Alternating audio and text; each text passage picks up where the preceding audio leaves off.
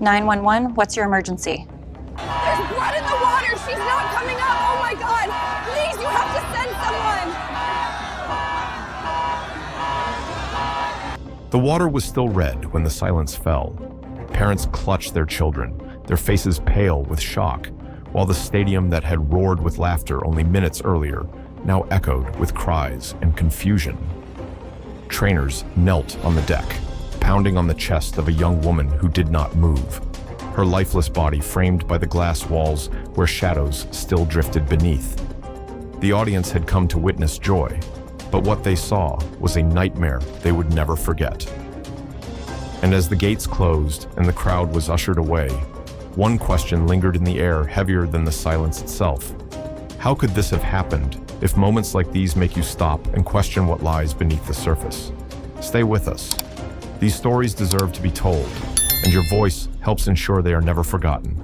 The stadium in Monterey, California, glowed beneath the hard light of the midday sun, its rows of steel bleachers already filled with hundreds of families. The sharp scent of popcorn mixed with the salty tang of seawater drifting over the arena. Children leaned forward on the edge of their seats, clutching programs that bore the smiling face of Jessica Radcliffe and the towering silhouette of the park's star Orca, Mallo. Ocean Haven. Marine Park had made them the centerpiece of its marketing campaign, the beautiful young trainer with a natural gift and the massive black and white giant she called her partner. Jessica stepped onto the slick platform, her black wetsuit clinging to her frame, droplets of seawater sparkling against the floodlights. At 21, she was already the lead trainer, a position that usually took a decade to earn. She had grown up with the sea in her blood, raised by a father who spent his life studying dolphins off the Pacific coast. To the audience, she was radiant and fearless, a living emblem of harmony between human and beast. She raised her hand, whistled sharply, and Mallo surged upward through the surface in a towering breach. The crowd erupted as the Orca's bulk crashed down, sending walls of spray across the front rows. Mallo weighed nearly 12,000 pounds, his dorsal fins slicing the water like a blade, his sleek body gliding effortlessly across the expanse of the show pool. Jessica's signals, barely perceptible flicks of the wrist, slight tilts of her head, guided him with apparent ease. Each command was answered with precision, a tail slap here, a spin there, the kind of flawless routine that convinced families they were witnessing a miracle of interspecies trust. When Mallo surfaced beside her, she pressed her hand against the curve of his rostrum, smiling as though greeting an old friend. Cameras flashed from every angle, capturing the moment of communion. The illusion was intoxicating. For the parents in the stands, it was a dream they could buy for the price of admission, the danger of a wild predator neutralized, the fantasy of control and affection on display. For the children, it was pure wonder, the idea that something so immense, so terrifying in the wild, could bow its head to a human voice. Jessica knew the choreography by heart, but her pride lay not in the perfection of the show. It lay in the story she believed it told that trust, love, and consistency could bridge the gap between species. Behind the acrylic walls, however, the tank's stillness betrayed another story. When Mallo circled between cues, his massive frame cast shadows across the pale blue floor, a reminder of the narrow confines he was trapped within. Trainers spoke of his moods in hushed tones, days when he obeyed without hesitation, and others when his energy felt restless, almost volatile. Yet around Jessica, he seemed steady, his attention locked on her commands, his dark eyes fixed as if searching for reassurance. The crowd only saw the spectacle, synchronized dives, playful splashes, the theatrical moment when Jessica balanced atop Mallo's rostrum before diving gracefully into the churning water. Cheers reverberated against the steel bleachers, rolling like waves themselves. Ocean Haven's announcer bellowed over the speakers, his voice almost drowned by the applause. The bond of a lifetime. Ladies and gentlemen, a partnership built on trust. Jessica climbed back onto the platform, drenched and smiling, as the Orca surfaced behind her with a final exhale that misted the air. To the audience, it was the perfect ending to a perfect act. Parents lifted their children onto their shoulders, eager to wave at the young trainer who had just commanded a beast of the deep. Flashbulbs popped, immortalizing a tableau that would live on in brochures and commercials. The show concluded in triumph, the audience departing with souvenirs and the lingering thrill of what they believed was harmony. Jessica remained by the water's edge, her hand trailing along the surface as Mallo drifted silently below. For a fleeting moment, his massive shadow hovered just beneath her reflection, the distance between them both intimate and unsettling. The applause had faded, but the silence that followed carried its own weight. Jessica smiled, whispered a soft cue, and turned toward the trainers waiting backstage. Yet, deep in the water, Mallo's form circled once more, slow and deliberate, as if tracing an invisible boundary no audience could see. But in a world built on illusion, trust is the most fragile thing of all. Long before the bright lights of Ocean Haven and the roaring applause of sold-out crowds, Mallo's story began in silence and violence. He was no more than 2 years old when the ocean that had cradled him since birth was shattered by the thunder of engines and the sting of exploding nets. Off the storm-gray waters of the Pacific Northwest, his pod scattered in panic, their cries carrying for miles. Boats closed in with ruthless efficiency, forcing the young Orca into a shrinking circle of foam and fear. When the net cinched tight around his small body, his mother surged forward in desperation, but she was driven back with deafening blasts and churning propellers. Within hours, Mallo was hoisted out of the sea that had been his entire world, separated forever from the family whose voices still echoed in his mind. Thousands of miles away, he was delivered into concrete. The tank in California was deep but narrow, its walls unforgiving, its floor painted an unnatural blue that could never mimic the shifting depths of the open sea. Trainers marveled at his size, his intelligence, his potential as a performer.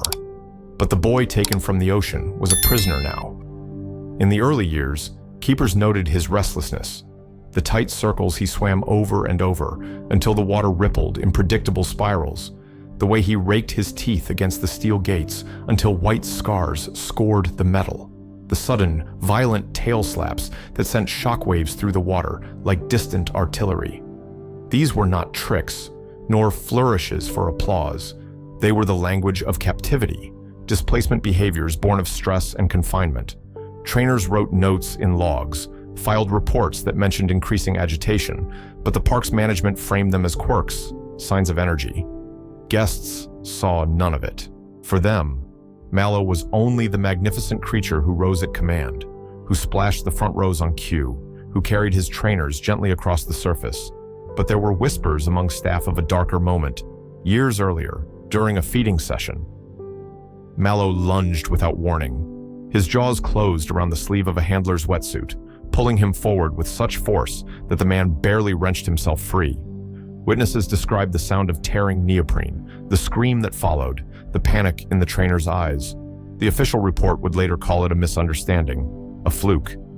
The handler was quietly reassigned, the incident buried beneath layers of paperwork and silence. Ocean Haven could not afford blemishes on the story they sold to the public, a tale of harmony, of trust, of safe spectacle. Jessica had heard fragments of that history, spoken in half sentences and quickly dismissed by colleagues who had been there. She told herself she was different, that Mallo's storm never reached her. The bond she felt when she placed her hand against his rostrum, the way he seemed to follow her cues with uncanny precision. These were proof, she thought, of a connection deeper than instinct. Her youth, her idealism, and her confidence formed a shield she believed impenetrable. That belief cracked one afternoon when the arena was empty, the stands silent except for the rattle of wind across the seats. Jessica stood at the edge of the tank, preparing for a private session, when she felt his gaze on her, Mallo's eyes, dark and unblinking, fixed on her with a weight that made her chest tighten. His immense body floated motionless, coiled like a spring beneath the surface. Then, with a suddenness that sent her heart racing, he broke into a tight circle, cutting through the water once, then twice, before slamming his tail down so hard the shockwave exploded upward. The spray hit Jessica full in the face, drenching her in cold, stinging water. For a moment, she froze, her pulse hammering, her body trembling at the raw violence of it. But then, forcing a smile, She wiped her face and laughed it off, muttering something about his big mood today to the assistant trainer nearby. The incident faded from conversation by the time they left the platform. Yet that night, lying in bed, the image replayed over and over his unblinking eyes, the deliberate circling, the sudden violence. It was not a trick, it was a warning. Jessica told herself she could handle it, but deep down, she could not shake the sound of that tail slap, still echoing in her ears long after the water had stilled. Dr. Samuel Hayes had worked at Ocean Haven for nearly 2 decades, his graying hair and tired eyes carrying the weight of years spent treating animals whose lives were reduced to performance schedules. Unlike the newer trainers who marveled at the power of Mallo from a safe distance, Hayes saw what others refused to acknowledge. He had watched the Orca's moods harden over the past year, his routines increasingly erratic, his strikes against the pool walls louder and more frequent. His reports were clinical, yet urgent, elevated aggression observed during feedings, refusal to respond to hand signals, recommend limiting trainer interaction in water. The words, though carefully chosen, carried an unmistakable warning. But those reports rarely left his desk. Managers skimmed them, nodded vaguely, then redirected the conversation toward ticket sales and show attendance. Guest experience is paramount.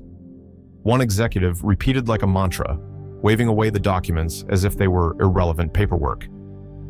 Another leaned closer to Hayes after a heated staff meeting, voice low, almost conspiratorial. Don't create problems where the guests don't see any. We can't afford the optics. The implication was clear. His expertise mattered less than the illusion of safety. Among staff, whispers filled the corridors. Trainers shared uneasy glances when Mallo slammed the water hard enough to rattle the gates. Assistants admitted they didn't like being near the tank during off hours. Jessica overheard fragments of these exchanges, her name often surfacing as the exception. He's fine with her, they'd say, as if her bond with the Orca nullified the danger.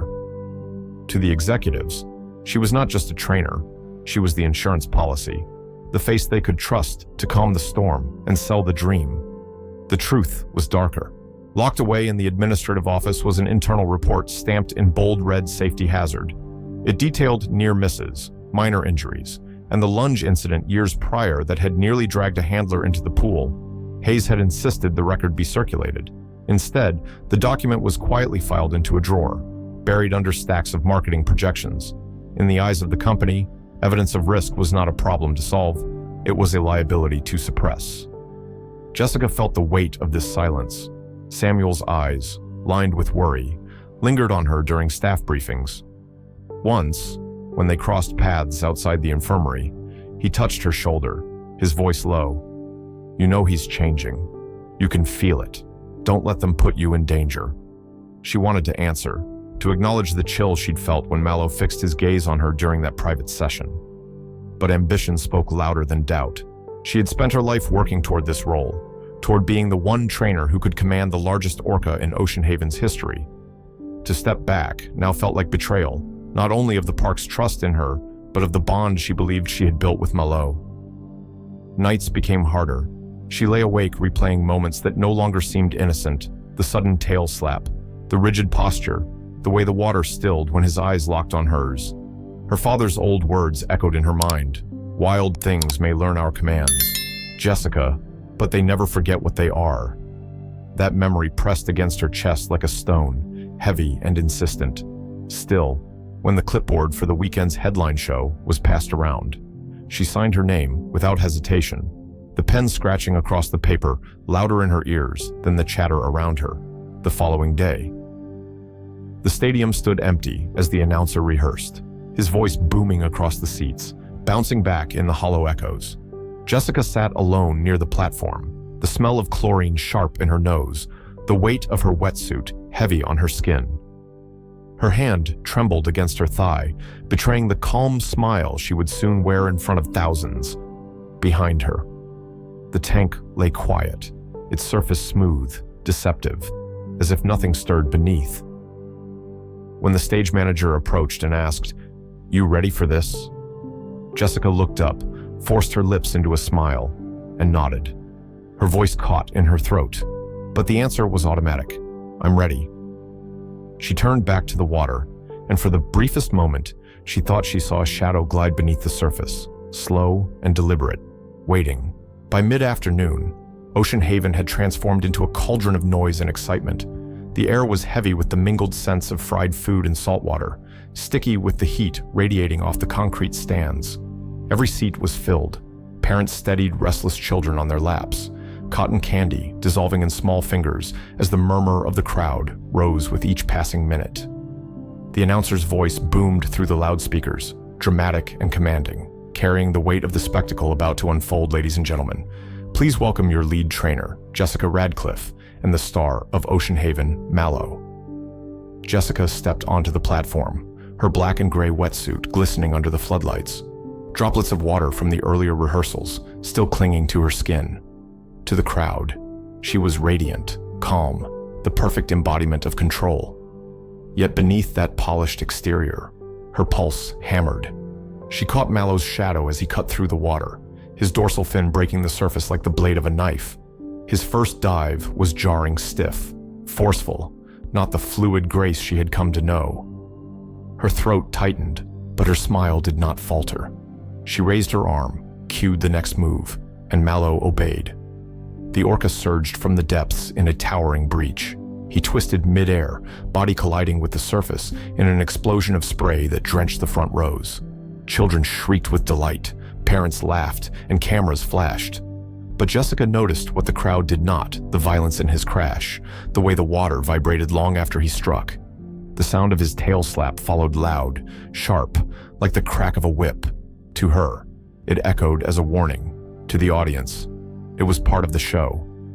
She pressed on. Every cue was delivered with deliberate calm, every signal masked with confidence, though her chest ached with unease.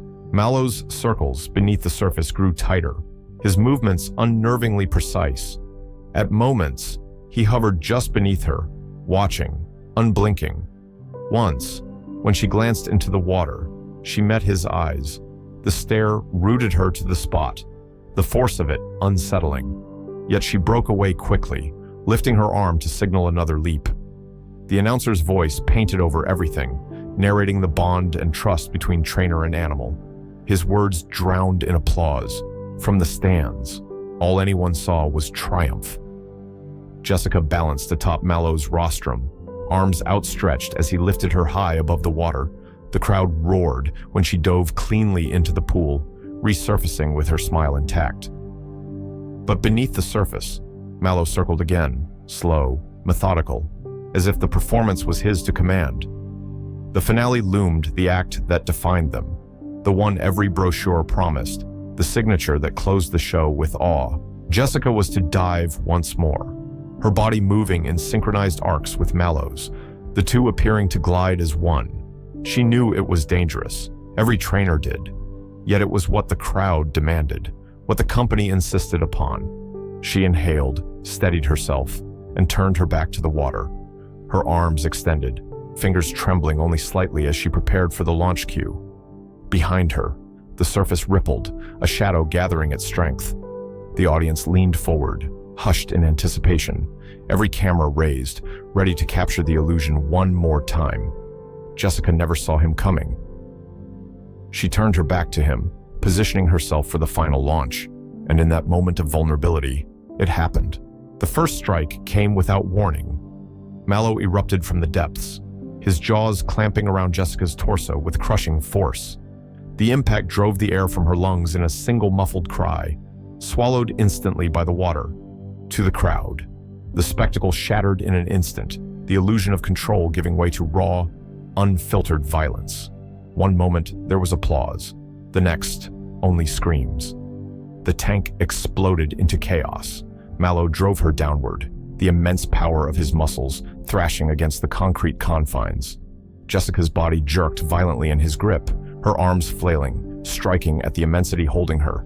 She tried to push against his rostrum, her fingers clawing for anything to free herself, but his jaws only tightened, ribs splintering beneath the pressure.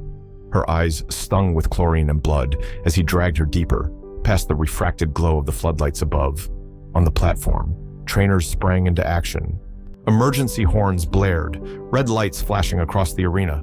They hurled ropes, buoys, and buckets of fish into the water, desperate to break his focus. Two men stood ready with long poles, the ends tipped with blunt prongs meant to prod him away. But each time they leaned forward, the violence of Mallo's thrashing forced them back.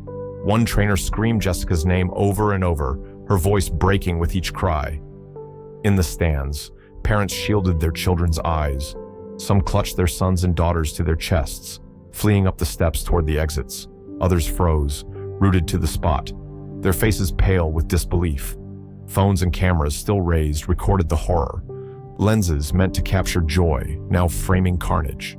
Mallo's attack grew more deliberate. He shook Jessica with a bone-crushing force, the violent motion known in the wild as the killing shake. Her body snapped side to side like a rag doll, striking against the acrylic walls with sickening thuds. The glass trembled with each impact, echoing through the arena like a drumbeat of doom. Blood streamed from her wounds, billowing into the water in dark red clouds that swirled and spread until the chlorinated blue of the tank turned murky and crimson. Jessica's chest screamed with agony. Every breath was fire, one lung collapsing under the puncture of his teeth, her vision blurred, light fracturing into shards as she fought against the suffocating pressure. She thought of her father's voice, of the endless sea she had once believed she would protect. The sound of children crying pierced even through the water, faint but unmistakable, mingling with the deep, resonant roars of Mallo's exhale as he surfaced, only to drag her under again. Seconds stretched into unbearable eternity. Each time Jessica's body surfaced, gasps ripped through the crowd, only for Mallo to wrench her back beneath, twisting, grinding, ensuring there was no escape. Trainers continued their futile attempts. Ropes floated uselessly. Fish sank untouched, and the poles wavered above the water, never finding their mark. The violence was absolute, the futility complete. At last, after what felt like an eternity compressed into minutes, Mallo's grip loosened. Jessica's limp body slipped free, rising slowly toward the surface. She floated face up, her arms spread, eyes closed, the water around her still tinted red. Silence fell over the stadium with suffocating weight. The crowd no longer screamed. They only watched, motionless, as the blood cloud spread outward, drifting to the edges of the tank. On the platform, divers in black wetsuits rushed forward, hauling her body from the water onto the deck. They pressed against her chest, their voices hoarse with urgency, shouting for equipment, for oxygen, for anything. But to the thousands of witnesses, it was already over. The final sound was not the emergency alarms, nor the shouted commands. It was the fragile sob of a child in the stands, piercing the silence. A sound that carried more truth than all the reassurances the park would later try to give. The tank water settled, smooth again, but its stillness was stained crimson, a haunting image that no one present would ever forget. The aftermath descended like a curtain, heavy and suffocating. Within minutes of Jessica's lifeless body being carried from the pool deck, Ocean Haven's executives swarmed the arena. Security ushered families out through side exits, shielding children from the blood-stained water that still swirled inside the tank. Staff were instructed not to speak, their trembling hands clutching radios, their faces as pale as the concrete beneath their feet. A press release was drafted before the pool had even been drained, its language stripped of humanity, an unfortunate accident, unforeseeable and tragic. It was a sentence designed to absolve, not to grieve. Yet the truth could not be hidden. Within hours, word spread beyond the park's gates. Witnesses had filmed everything: the shrieks, the blood, the moment Mallo's jaws closed around Jessica. By the next morning, news anchors replayed the footage in slow motion, voices hushed with horror. The narrative of harmony, so carefully crafted by Ocean Haven, crumbled under the weight of public outrage. Investigators descended on the facility, their questions sharp, their tone unyielding. What they found stripped the veneer from the illusion. Safety reports, stamped and signed, had been locked in drawers for years. Incident logs detailing aggression had been rewritten, softened into euphemisms like minor disruption or unexpected behavior. Trainers who had raised concerns admitted, with tears in their eyes, that their warnings were met with silence or worse, with threats of losing their jobs. Samuel Hayes, weary and vindicated, presented his memos in stark black and white. escalating aggression, unsafe for close trainer interaction. The words stared back like gravestones, proof that Jessica's death had not been unforeseeable at all. It had been inevitable. As the investigation deepened, so too did the grief. Memorials sprang up along the coast. Photographs of Jessica, her smile bright, her wetsuit clinging, her hand resting gently on Mallo's rostrum, were taped to fences, surrounded by flowers that wilted in the sea breeze. Colleagues remembered her laughter, her stubborn devotion, her belief that she was building something meaningful in a place that had commodified trust. But beneath the mourning simmered anger. How could the executives have ignored the danger signs? How many others had been silenced, their fears buried with reports never meant to see daylight? Then came the discovery that reframed everything. Among Jessica's belongings, her family found a small, leather-bound journal. The pages carried her handwriting, neat but restless, documenting not just the routines of training, but her private doubts. One entry, written just weeks before the attack, stopped everyone cold. "If something ever happens, don't blame him, blame the cage we built." Those words cut through every justification, every press release, every attempt at shifting blame. They absolved Mallo and condemned the system that had reduced him to a prisoner. Jessica's voice, silenced in life, rose again in ink, speaking louder than any corporate statement could. In the weeks that followed, Ocean Haven's gates closed permanently. The grand stadium stood silent, its bleachers rusting beneath the coastal fog. Mallo was transported to a marine sanctuary in Washington, where saltwater flowed through open pens, and the ocean's tides replaced the mechanical churn of pumps. There, he drifted in uneasy freedom, his body scarred, his name forever tied to a tragedy he had not chosen. His life became a testament, not to entertainment, but to captivity's consequences. The public turned its gaze inward. Lawsuits piled high against the park. Lawmakers debated the ethics of keeping apex predators in tanks. Families who had witnessed the attack struggled with trauma, their children waking at night with visions of red water and screams that would not fade. And through it all, Jessica's journal entry lingered, quoted in editorials, etched on protest signs, repeated in hushed tones at vigils. Jessica's death was not written off as an accident. It became a reckoning. A young trainer's dream had collided with the brutal reality of confinement, and the cost was paid in blood. Her final words left the world with a question that echoed heavier than silence itself. How many more lives must be lost before we admit that some creatures were never meant to perform for us? The stadium stands dark now, its floodlights long extinguished, the seats gathering dust beneath the coastal fog. On the deck, a single whistle lies forgotten, its metal dulled by salt air, once a tool of trust, now only a relic of silence. The tank itself is calm, its surface smooth, reflecting nothing of the storm it once held. Yet beneath that stillness lingers a weight, as if the water remembers what we wish we could forget. Captivity leaves no scars on concrete, only on those who live and die within it. The line between spectacle and tragedy proved thinner than anyone dared to admit. What seemed like mastery was always illusion, and illusions are fragile things. As the tide carries time forward, one question remains, unshakable as the echo of a distant splash. When will we learn to stop mistaking control for safety?